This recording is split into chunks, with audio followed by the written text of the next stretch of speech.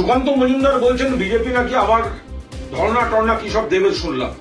কার বিরুদ্ধে ধর্ণা? আরজি করে ধর্ষণ এবং খুন। আমরাও দোষীদের শাস্তি চাই, ফাঁসি চাই। মমতা বন্দ্যোপাধ্যায় বলেছেন, অভিষেক বন্দ্যোপাধ্যায় বলেছেন, দল বলেছে। 24 ঘন্টার মধ্যে গ্রেপ্তার কলকাতা পুলিশ করেছে। এখন তদন্ত করছে সিবিআই, মামলা দেখছে সুপ্রিম কোর্ট। এ রাজ্যে কিসের ধর্ণা, কিসের কর্মসূচি?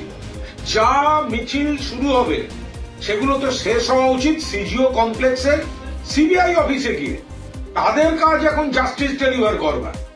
আর বিজেপি শাসিত রাজ্যগুলোতে গত পরশু অসমে গণধর্ষণ, মহারাষ্ট্র, উত্তরাখণ্ড, ওড়িশা, বিজেপি তার বন্ধুরা উন্নাও, হাতরাস, প্রয়াগরাজ, সাক্ষী মালিক তাদের গোষ্ঠী, ওপাশে গুজরাটের বিলকিস, মধ্যপ্রদেশ, এগুলো ছেড়ে দিলাম মণিপুর। গত কদিনে যা হয়েছে, তারপরে সুকান্ত মজুমদাররা এই রাজ্যটাকে অরাজকতা তৈরি করার প্ল্যাটফর্ম করছেন। কি চান আপনারা? ব্যাকডোর দিয়ে কিভাবে কেন্দ্রকে নাক গলাতে দিতে পারেন তার রাজনীতি।